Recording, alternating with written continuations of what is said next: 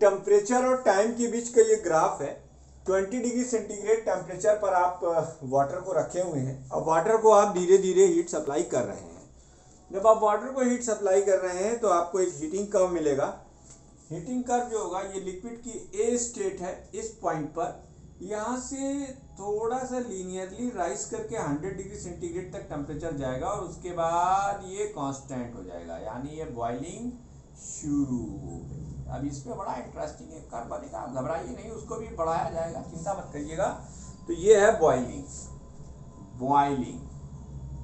हाँ ये बॉइलिंग का प्रोसेस है, ठीक। तो ये बॉइलिंग है, ये बी पॉइंट से बॉइलिंग स्टार्ट होगी, अभी चलती चली जाएगी जब तक आपकी मर्जी है, बॉइल करते रहिए।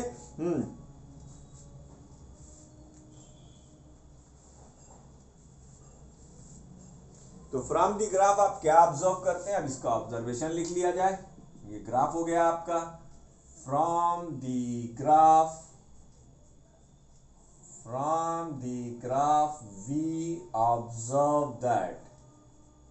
we observe that from the graph we observe that initially at A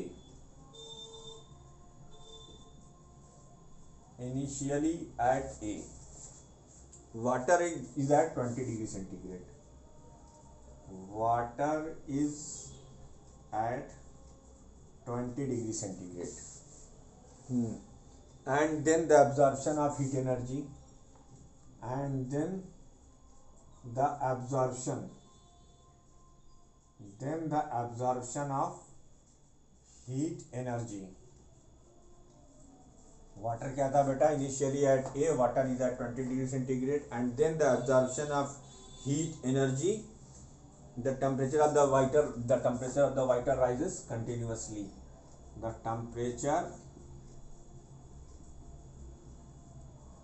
of the water rises continuously. The temperature of the water rises continuously in the part AB. In the part AB, where it is in the liquid state.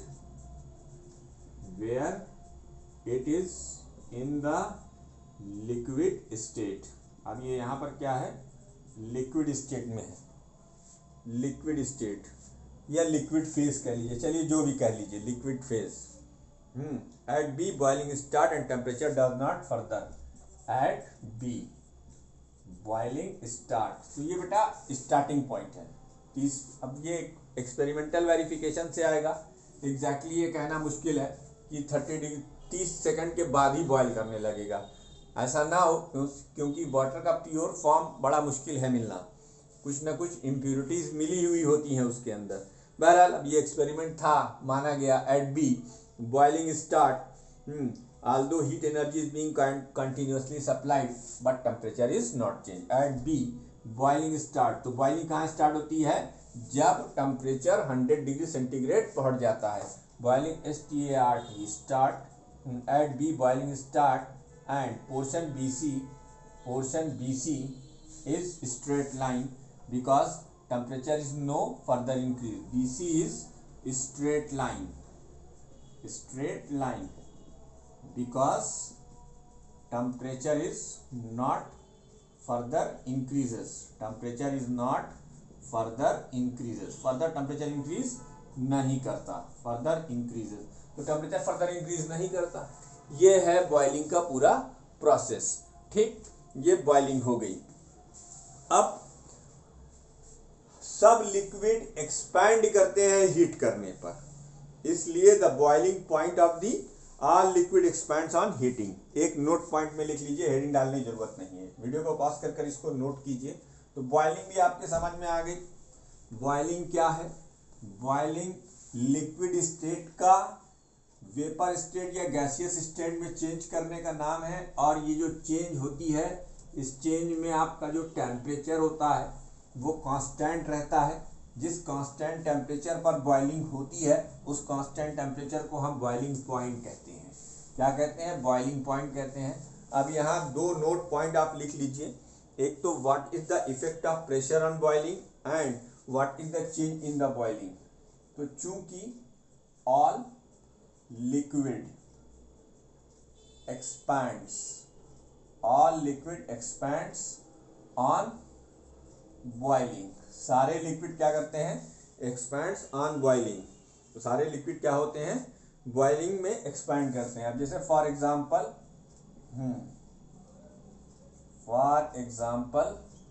1 centimetre cube of water expand to 1671 centimetre, अच्छा 1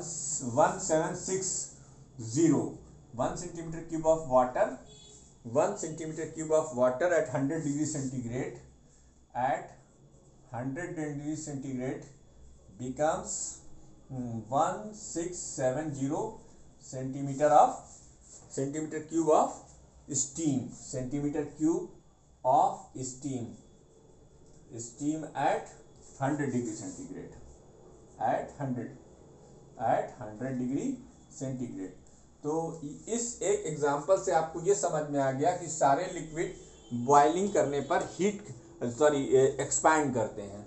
और क्यों ना करें expand, gas आप जानते हैं ना उनका वॉल्यूम ना उनका शेप डेफिनेट होता है, ना उनका वॉल्यूम डेफिनेट होता है। अब जैसे 1 सेंटीमीटर वाटर क्यूब को आपने गर्म कर रहे हैं आप एक बंद कमरे में, तो पूरे बंद कमरे में स्टीम फैल जाएगी, तो अब पूरे कमरे का वॉल्यूम जो है वो गैस का वॉल्यूम बदल जाएगा।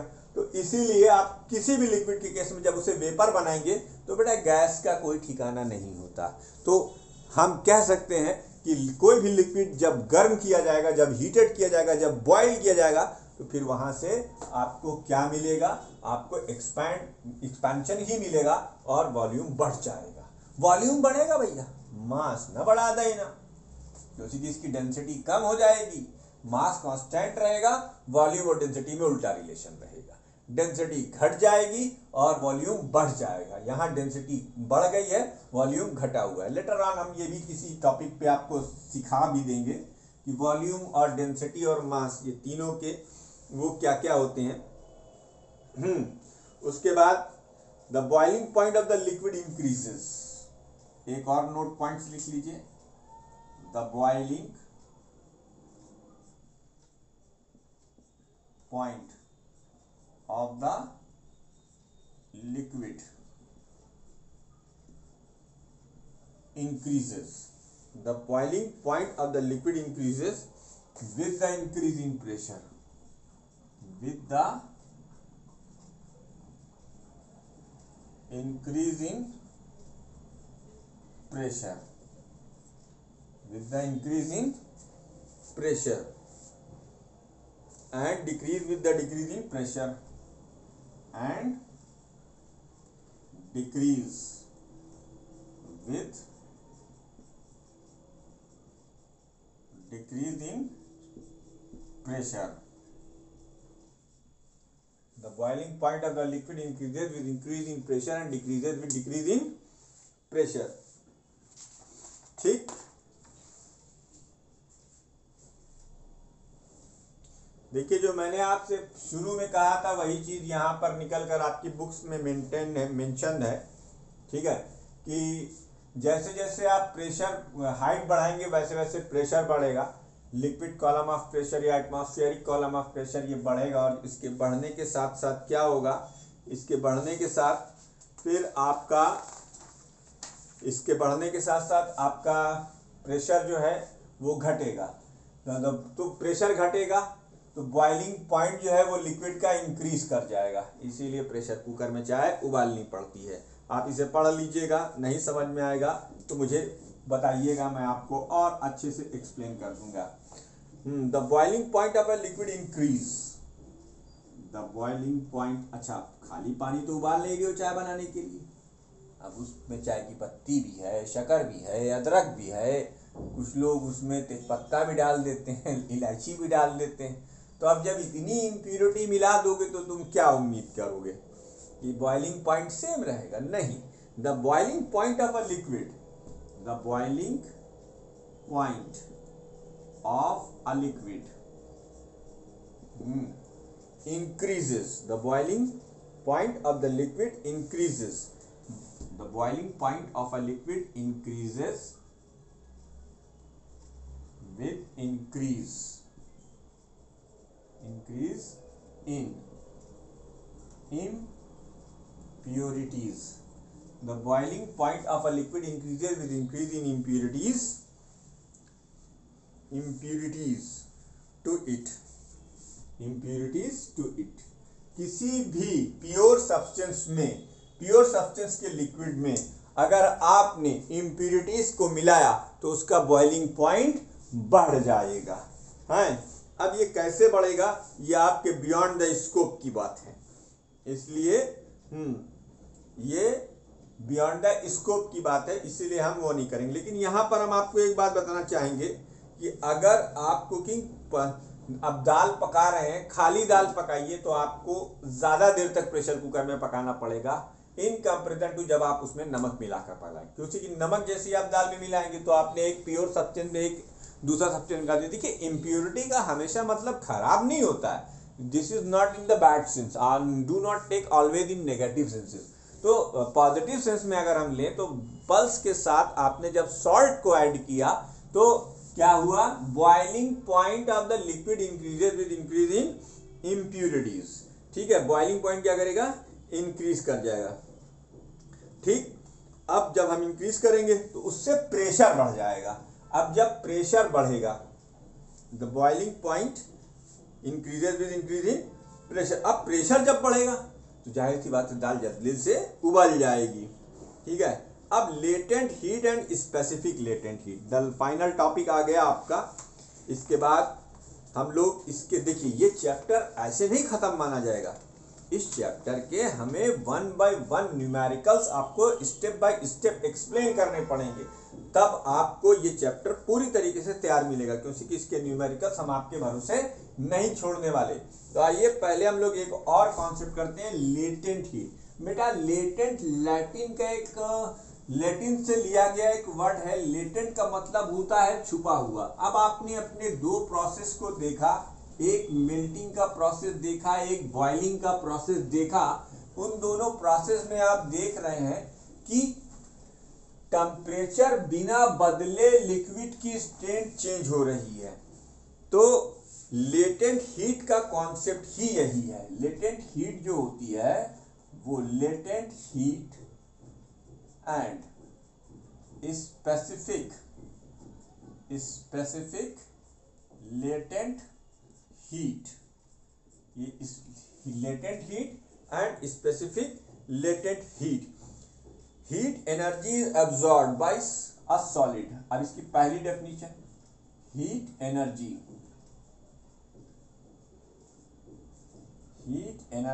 is absorbed.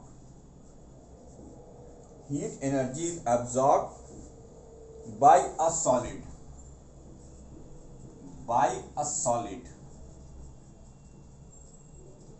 During melting.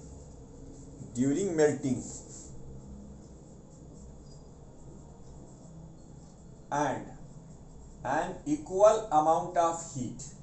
An equal amount of heat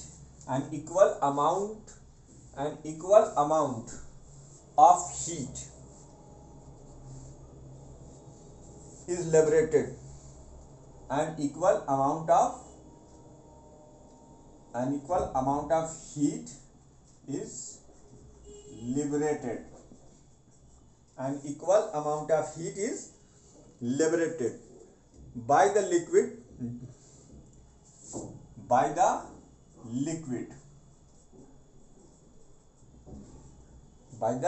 during freezing.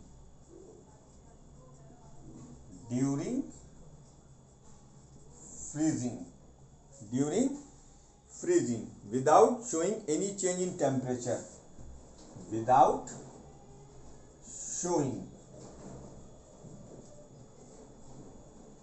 Any change in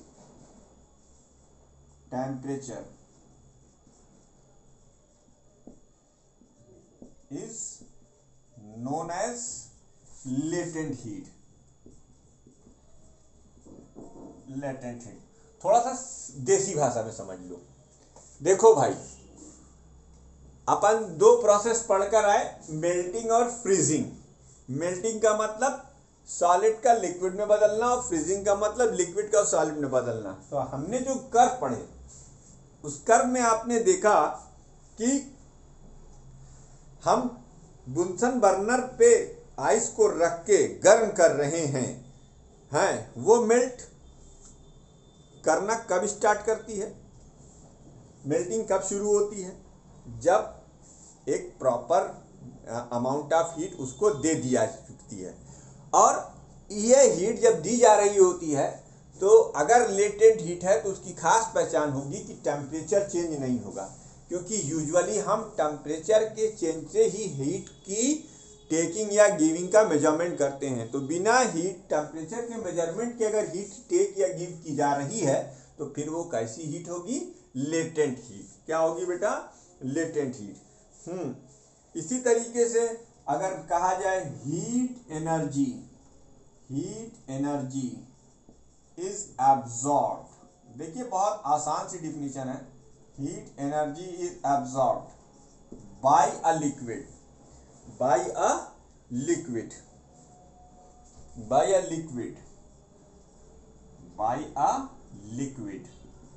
during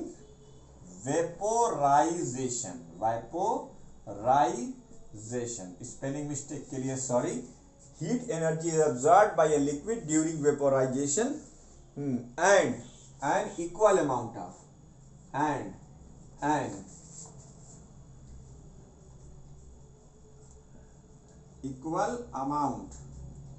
of heat and an equal amount of heat is liberated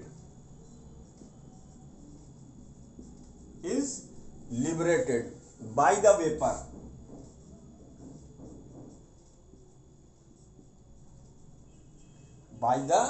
vapor during condensation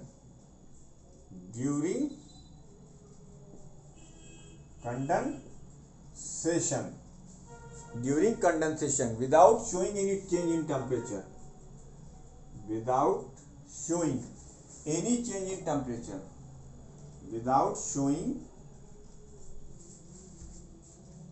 without showing any change in temperature. Is called latent heat. Temperature ना बदले, heat absorb हो जाए, heat liberate हो जाए तो फिर वो heat latent heat में आ जाएगी। किस में आ जाएगी, लेटेंट हीट में।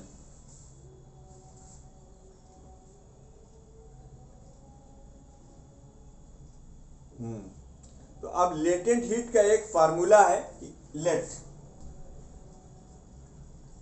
Q amount of heat required to change the state of a substance of mass m at constant temperature is known as then latent heat. Then Q is equal to m into L, where L क्या है बेटा, latent heat. Constant temperature पर change of face के लिए जो heat required होती है उसे हम लेटेंट हीट कहते हैं। क्या कहते हैं, लेटेंट हीट। अब अगर यही यूनिट मास ले लिया जाए तो वो स्पेसिफिक हीट हो जाएगी। क्या हो जाएगी, specific heat of the substance. Latent heat और स्पेसिफिक हीट में क्या फर्क है, लेटेंट हीट जनरल मास के लिए ली जाएगी और specific heat unit mass of the substance के लिए ली जाएगी। बहरहाल आप एक फार्मूला ये याद रखें। बाकी एक कमाल देखिए, हम आगे आपको बताते हैं। अब ये जो लेटेंट हीट का एक फार्मूला आया, अब इस लेटेंट हीट के एक फार्मूले को हम डिफरेंट फॉर्म में करेंगे। बेटा वीडियो पॉज करके इसको नोट कर लीजिएगा, मैं बहुत बार व्हाइट बोर्ड के सामने से हट जाता हूं, तो अगर मान लीजिए मैंने ये नहीं कहा था तो भी नोट कर लीजिएगा। अब लेटेंट हीट के प्रकार देखिए। अब लेटेंट हीट के प्रकार जो दो आपके यहां समझाए गए वो बताता हूं। Specific latent heat of fusion, the specific latent heat of fusion, the specific latent heat of fusion of ice is the heat of ice is the heat. The specific latent heat of the ice is the heat energy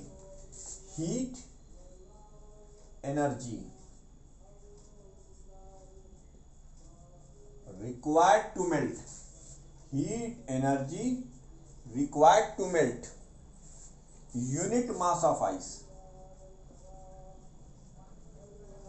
unit mass of ice at 0 degree centigrade to water at 0 degree centigrade without any change in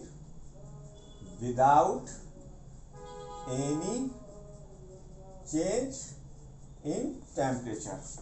ये specific latent heat of ice हो गई।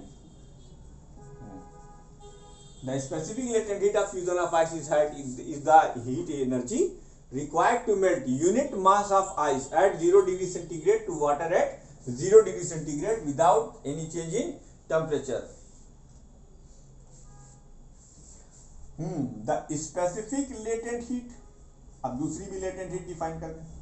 The specific latent heat of vaporization या freezing, the specific latent heat of freezing. देखो सबके लिए होगी भाई, 6 तरह की लेटेंट हीट है, 6 स्टेट ऑफ सब्सटेंस है, तो 6 है। आपके कोर्स में 2 है, तो हम सिर्फ 2 की बात करेंगे।